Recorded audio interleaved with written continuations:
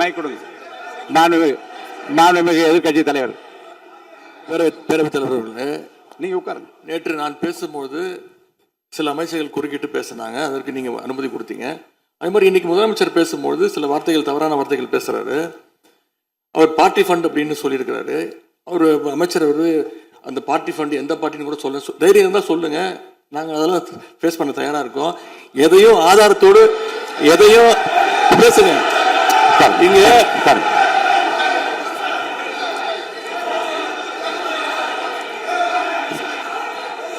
அது மாதிரி பேரவைத் தலைவர் அவர்களே, நேற்று நான் பேசி முடிஞ்சோடனே நீங்கள் அவை முடிஞ்சிருச்சுன்னு சொல்லிட்டீங்க. நாங்களாம் வீட்டுக்கு போயிட்டோம். வீட்டுக்கு போய் டிவி போட்டு பார்த்தா அங்கே இன்னொரு அமைச்சர் இன்னும் பதில் சொல்லிட்டே இருந்திருக்கிறாரு. அதற்கெல்லாம் நாங்கள் இப்போ என்ன பதில் இது, என்ன மரபு இது? நீங்கள் இப்போ பேசிக்கிட்டே இருப்பீங்களா? நாங்கள் அதை பார்த்துக்கிட்டே இருக்கணுமா? அதே மாதிரி இன்னைக்கு முதலமைச்சர் அவர்கள் பேசும்போது நாங்களும் அமைதியாக கேட்டுட்டு தான் இருந்தோம். ஆனால் சில கருத்துக்கள் அவர் பேசும்போது அதை நாங்கள் அனுமதிக்க முடியாது. ஆதாரத்தோடு ஏதாவது பேசணும்னா, குற்றச்சாட்டுகள் சொல்லும்போது ஆதாரத்தோடு சொன்னீங்கன்னா அதை நாங்கள் ப்ரூவ் பண்ணுறதுக்கு தயாராக இருக்குங்க. மாண்புமிகு உறுப்பினர் அவர்கள் இருங்க. நேற்று மாண்புமிகு எதிர்கட்சி தலைவர்கள் பேசியதும் மாண்புமிகு பொதுப்பணித்துறையர்கள் பேசியதும் ஆதாரம் இல்லாமல் பேசக்கூடாது என்று நான் சொன்னேன். ஆய்வு செய்து நீக்கப்பட வேண்டியது நீக்கும் என்று சொன்னேன். இப்போது மாண்புமிகு முதல்வர் அவர்கள் பேசி முடிக்கட்டும். நீங்கள் கூறிய கருத்துப்படி அதில் ஆதாரங்கள் இல்லாத குறிப்பாக இருந்தால் அதை நீக்குவதற்குரிய உரிமை எனக்கு இருக்கிறது. ஆய்வு செய்து நான் நடவடிக்கை எடுப்பேன். இப்போது மாண்புமிகு முதலமைச்சர் அவர்கள் பேசலாம். இந்த டாஸ்மாக் மாதிரியே பல டிபார்ட்மெண்ட்லேயும் மறுபடியும் சொல்கிறேன், கட்சி நிதின்ற பேரில் அடித்த கொள்ளைய ஒன்றா கவர்மெண்ட்டோட கஜானாக்குள்ளேயே கொண்டு சேர்த்துக்கிட்டே இருக்கிறாங்க. இப்போவும் சொல்கிறேன், மக்கள் பணத்திலேருந்து ஒரு பைசா கூட தொடமாட்டோம், தொடவும் விடமாட்டோம், தொட்டா விடமாட்டோம். இதுக்கு முன்னாடி தொட்டவங்களையும் விடமாட்டோம்.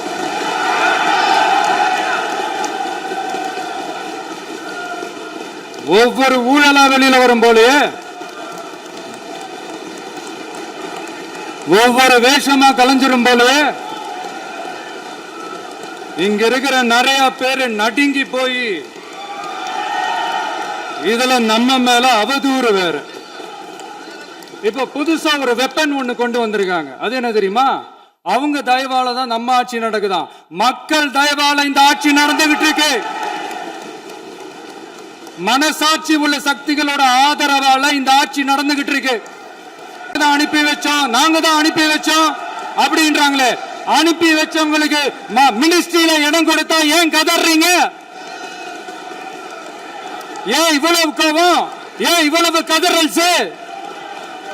இதுல இன்னொரு முக்கியமான விஷயம், மார்க்சிஸ்ட் கம்யூனிஸ்ட் கட்சி நமக்கு ஆதரவு கொடுத்தது சுயேட்சையா எடுத்த முடிவுன்னு சொல்றாங்க. அதே மாதிரி இந்திய கம்யூனிஸ்ட் கட்சி நமக்கு ஆதரவு கொடுத்தது சுயேட்சையா எடுத்த முடிவுன்னு சொல்றாங்க. இதுல எங்க இருந்து நாங்க தான் அனுப்பி வச்சோம்னா புரியலையே. மக்களுக்கு நல்லா புரியும், எல்லாத்தையும் தெளிவா பார்த்துக்கிட்டு இருக்கிறாங்க.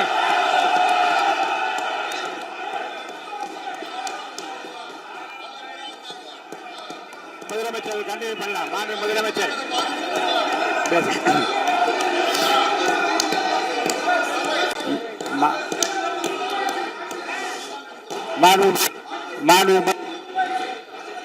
முதலமைச்சர் கண்டினியூ பண்ணலாம். நீங்க கண்டினியூ பண்ணலாம்.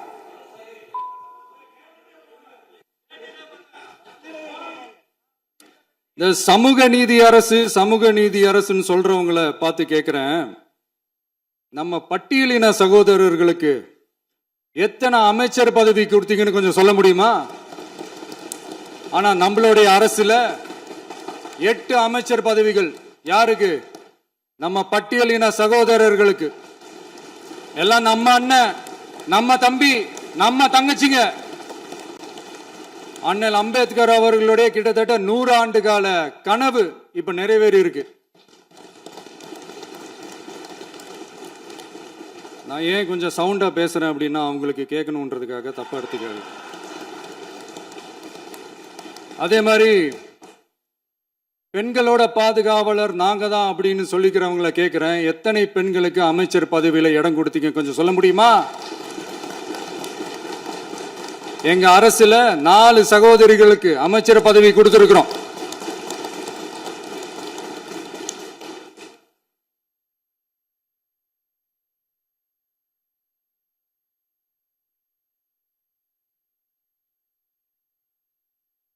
அதனால 4 சகோதரி மக்களால் நிராகரிக்கப்பட்டு மக்களால் அகற்றப்பட்டவங்களுக்கு ஒன்னே ஒன்று சொல்லிக்கிறோம், தப்பே செய்ய மாட்டோம், ஊழலே செய்ய மாட்டோம், நேர்மையா தான் இருப்போம், நியாயமா தான் இருப்போம் அப்படின்னு சொல்றவங்களால மட்டும்தான் கூட்டணி ஆட்சி அமைக்க முன்வரும். ஆட்சியிலையும் பங்கு அதிகாரத்திலையும் பங்கு கொடுக்க முன்வரும். ஊழல்லையே ஊறி போனவங்களால இந்த கூட்டணி ஆட்சியோ ஆட்சியிலையும் பங்கு அதிகாரத்திலையும் பங்கு கொடுக்க முன்வராது. மெஜாரிட்டி இருந்தாலும் தரமாட்டாங்க, மெஜாரிட்டி இல்லைனாலும் தரமாட்டாங்க. கேட்டா ரெடிமேடா ஒரு பதில் ஒன்று வச்சிருப்பாங்க, கூட்டணி ஆட்சியை மக்கள் விரும்ப மாட்டாங்கன்னு. அதே மக்கள் தான் இப்ப அவங்கள பார்த்து சிரிக்கிறாங்க.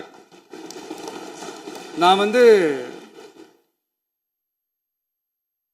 பதவியேற்ற அன்னைக்கு கொஞ்சம் டைம் அவகாசம் கேட்டேன். எதுக்கு கேட்டேன்? நிதி நிலைமைலாம் கொஞ்சம் மோசமா இருக்குது, அதெல்லாம் கொஞ்சம் சரி செஞ்சுக்கிட்டே படிப்படியாக கொஞ்சம் கொஞ்சமாக நான் கொடுத்த வாக்குறுதிகள்லாம் செயல்படுத்துவேன், அதுக்காக கொஞ்சம் டைம் அவகாசம் கேட்டேன். நான் ஏதோ வேற எதுக்காகவோ வேற யாருக்காகவோ ஏதோ அவகாசம் கேட்ட மாதிரி. அடுத்து இங்கே சபையில் இல்லாதவங்களை பற்றி பேச வேண்டாம்னு நினைக்கிறேன்.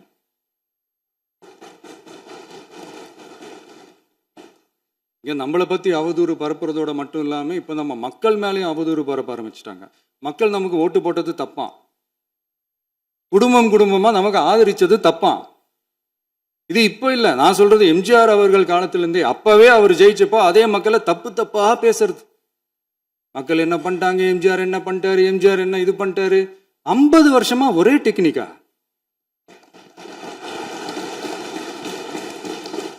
டெக்னாலஜி எல்லாம் மாறி வேற எங்கேயோ போயிட்டு இருக்கு பஸ்.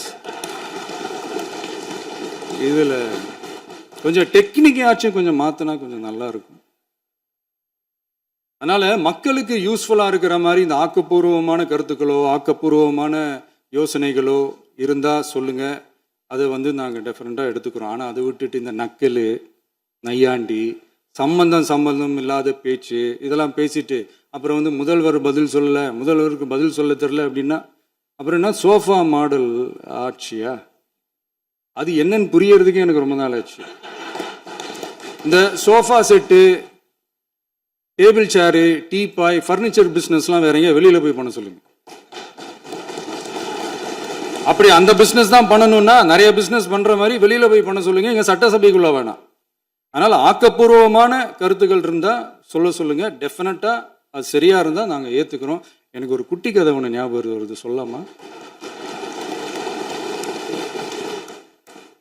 ஒரு ஊர்ல ஒரு பெரியவர் வெயில் ரொம்ப ஜாஸ்தியா இருக்குன்னு சொல்லிட்டு கண்ணுக்கு மேல கை வச்சுக்கிட்டு இப்படி சுத்தி முத்தி தேடிக்கிட்டு இருந்தாராம். அப்ப கூட இருந்த ஒரு சின்ன பையன் என்ன தேடுறீங்க அப்படின்னு கேட்டானா. அதுக்கு அந்த பெரியவர் சொன்னாரா, அது ஒண்ணு இல்ல தம்பி, உங்க அப்பா எங்கதான் இருப்பாருன்னு சொன்னாங்க, அதான் தேடிக்கிட்டு இருக்கேன், எங்க உங்க அப்பாவையே காணோம்.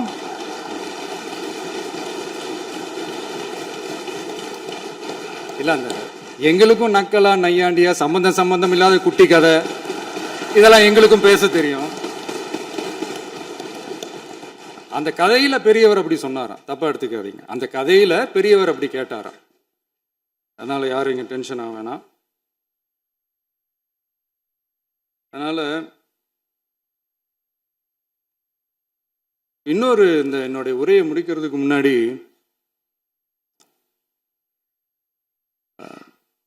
போயிட்டாங்க, பேசலாமா?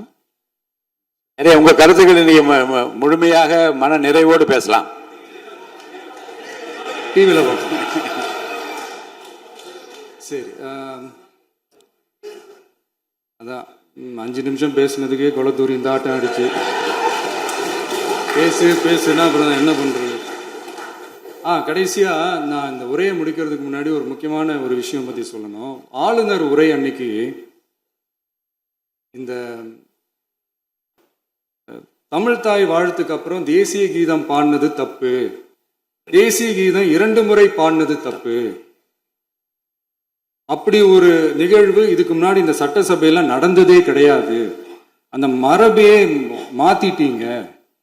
இப்படி ஒரு ஒரு பெரிய ஒரு போர் மாதிரி எதிர்கட்சியை சார்ந்தவங்கலாம் சொன்னாங்க இல்லையா? அந்த மாநில உரிமை போராளிகளை, அந்த மரபு காக்கிற உரிமை போராளிகளை ஒரே ஒரு கேள்விதான் கேட்கணும்.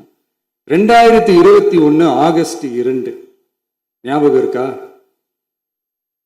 Centenary celebration of Tamil Nadu legislature.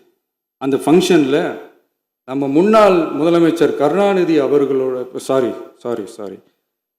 கலைஞர் அவர்களுடைய கலைஞர் அவர்களுடைய புகைப்படத்தை மாண்புமிகு குடியரசுத் தலைவர் திறந்து வைக்கிற ஒரு ஃபங்க்ஷன். அந்த ஃபங்க்ஷனில் national anthem followed by Tamil Thai Vazhthu அப்படின்னு அறிவிச்சது ஞாபகம் இருக்கா? அதாவது தேசிய கீதத்துக்கு அப்புறமா இரண்டாவது முறையா, நோட் திஸ் பாயிண்ட் மாண்புமிகு பேரவைத் தலைவர் அவர்களே, ப்ளீஸ் நோட் திஸ் பாயிண்ட். தேசிய கீதத்துக்கு அப்புறம் இரண்டாவது முறையாக தமிழ் தாய் வாழ்த்து பாடப்படும் அப்படின்னு சொன்னது ஞாபகம் இருக்கா? அதுவும் முத்தமிழ் அறிஞர் அப்படின்னு சொல்ற நம்ம கலைஞர் அவர்களுடைய அந்த புகைப்படம் வெளியிட்டு விழாவில் அவர் இருந்த இதே சபையில தமிழை இரண்டாவது இடத்துக்கு தள்ளினது யாருன்னு ஞாபகம் இருக்கா? அது மட்டும் இல்ல, அந்த தேசிய கீதத்தை நாட்டுப்பண் நேஷனல் ஆந்தம்னு சொல்லி அதே ஃபங்க்ஷன்ல கடைசியா ஃபங்க்ஷன் முடியும் போது செகண்ட் டைம் தேசிய கீதம் பாடினதும் ஞாபகம் இருக்கா? இதே அவையில் தான், அது அவை குறிப்பிலும் இருக்கிறது, இதே அவையில் தான் நடைபெற்றது. இந்த புக்க நேரத்தில் இந்த ஆதாரங்களை அளித்த மாண்பு முதல்வர்களுக்கு நன்றியை தெரிவித்துக் கொள்கிறேன். டவுட் இருந்தா இந்த புக்கை பார்த்து தெரிஞ்சுக்கலாம். அதனால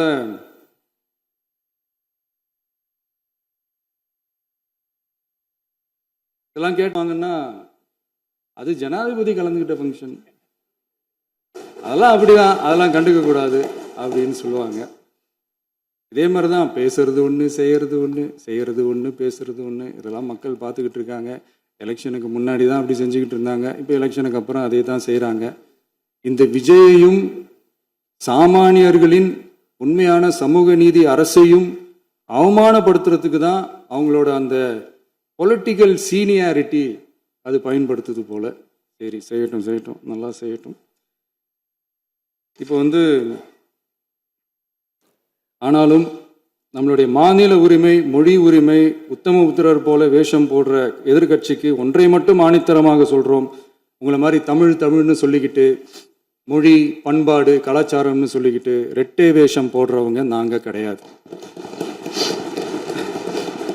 உலகெங்கும் வாழும் என் தமிழ் சொந்தங்களுக்கு நம்முடைய உத்தரவாதம் தமிழ் தான் எங்க உயிர் நாடி அப்படின்றத மறக்க மாட்டோம். இப்பவும் சொல்றோம், மாநில உரிமையில எப்பவும் உறுதியா இருப்போம். அதே சமயத்துல அரசியல் வேற, ஒன்றிய மாநில அரசுகளுக்கு இடையே இருக்கிற நிர்வாக அணுகுமுறை வேற. இதுல நாங்க ரொம்ப தெளிவா இருக்கிறோம். அதனால எங்களுக்கு பாடம் எடுக்கிறதா நினைச்சுக்கிட்டு உங்க வேஷத்தை நீங்களே கொஞ்சம் கொஞ்சமா கலைச்சிக்கிட்டே வர்றீங்க, மறந்துடாதீங்க. அப்புறம் நேற்று எதிர்கட்சி தலைவர், மாண்புமிகு எதிர்கட்சி தலைவர் பேசும்போது நிறைய பேசினாங்க. அதுல ஒன்று மட்டும் அரசு சொல்றதா நினைச்சுக்கிட்டு நம்மளை இன்டைரக்டா ஈவில் அப்படின்ற அந்த வார்த்தையை யூஸ் பண்ணாங்க. எனக்கு ஒன்று தான் சொல்லணும்னு தோணுது. ஈவில்ஸ்னு டெவில்ஸ் பேசக்கூடாது.